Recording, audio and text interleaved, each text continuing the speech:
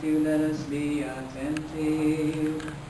Glory to you, O Lord, glory to you. Then the Pharisees went and plotted how they might entangle him in his talk. And they sent to him their disciples with the Herodians, saying, Teacher, we know that you are true and teach the way of God in truth, nor do you have care about anyone, for you do not regard the person of men. Tell us therefore, what do you think? Is it lawful to pay taxes to Caesar or not?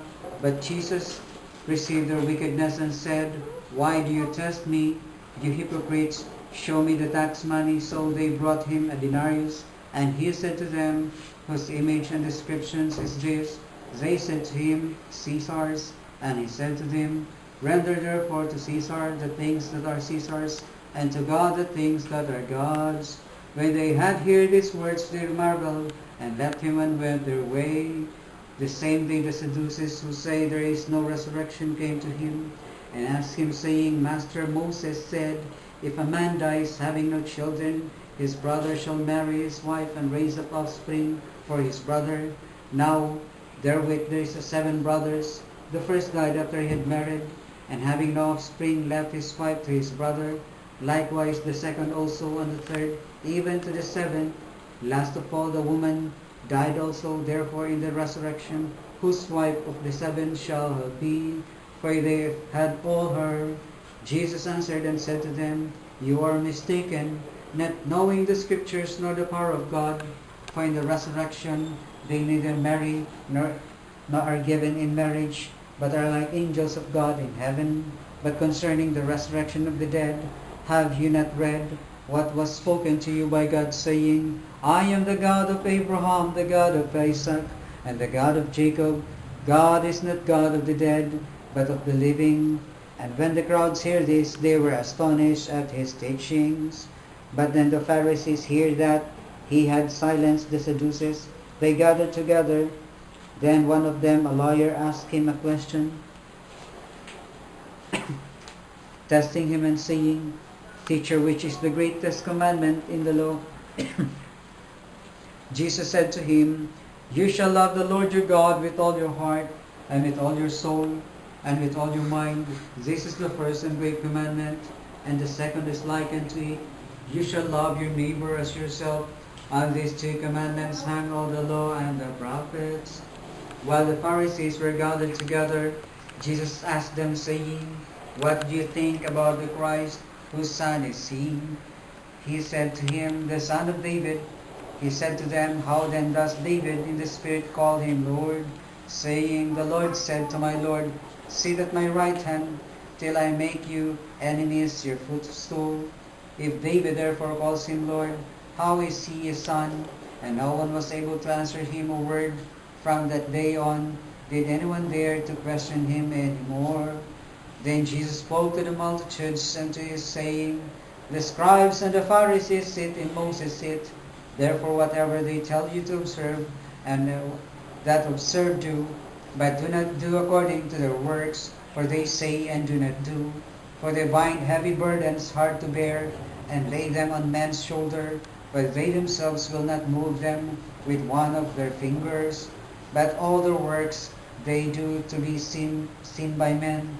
They make their phylacteries broad, and enlarge the borders of their garments. They love the best places at feasts, and best seats in the synagogues, greeting in the marketplaces, and to be called by men, Rabbi. But you do not be called Rabbi, for one is your teacher, the Christ, and all your brethren. Do not call anyone on earth your father, for one is your Father, who is in heaven. And do not be called teachers, for one is your teacher, and the Christ. But he who is greatest among you shall be a servant. And whoever exalts himself shall be humbled, and he who humbled himself shall be exalted. But woe to you, scribes and Pharisees, hypocrites, for you shut the kingdoms of heaven against men. For you neither go in yourself, nor do you allow those who are entering to go in. Woe to you, scribes and Pharisees, hypocrites, for you devour the widows' houses, and for the pretense make long prayers. Therefore you will receive greater condemnation. Woe to you, scribes and Pharisees, hypocrites, for you travel land and sea, to make one proselyte, and when he is won, you make him twice the son of hell as yourselves. Woe to you blind guides who say, whoever swears by the temple, it is nothing, but whoever swears by the gold of the temple, he is obliged to perform it. Fools and blind, for which is greater the gold, or the temple that sanctifies the gold? And whoever swears by the altar is nothing, but whoever swears by the gift that is in it, is obliged to perform it. Fools and blind, for which is greater the gift or the altar that sanctifies the gift? Therefore he who swears by the altar swears by it, and by all things on it. He who swears by the temple swears by it, and by him who dwells in it. And he who swears by heaven swears by the throne of God, and by him who swears on it. Woe to you, scribes and Pharisees, hypocrites, for you pay tithes on mint and anise and cumin, and have neglected the weightier matters of the law, justice and mercy and faith. This ought to have done, while without leaving the other undone. Blind guides who strain out a great and not swallow a camel. Woe to you, scribes and Pharisees, hypocrites, for you cleanse the outside of the cup and dish, but inside they are full of extortion and self-indulgence. Blind Pharisees, first cleanse the inside of the cup and dish, that the outside of them may be also clean. Woe to you, scribes and Pharisees, hypocrites, for you are like whitewashed tombs, which indeed appear beautiful outwardly, but inside are full of dead men's bones and all uncleanness. Even so your outwardly appear righteous to men, but inside you are full of hypocrisy and lawlessness. Woe to you, scribes and Pharisees, hypocrites, because you build the tombs of the prophets and adorn the monuments of the righteous, and say, if we had lived in the days of our fathers, we would not have been partakers with them in the blood of the prophets. Therefore, you are witnesses against yourself that you are sons of those who murdered the prophets. Fill up then the measure of your fathers' guilt. Serpents, brood of vipers, how can you escape the condemnation of hell?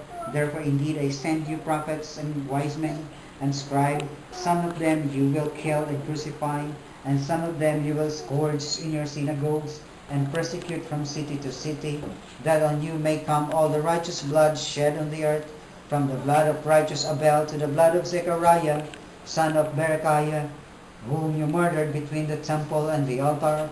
Assuredly I say to you, all these things will come upon this generation. O Jerusalem, Jerusalem, the one who kills the prophets and stones those who are sent to her, how often I wanted to gather your children together, as a hen gathers her chicks under her wings, but you were not willing. Say, your house is left to your desolate.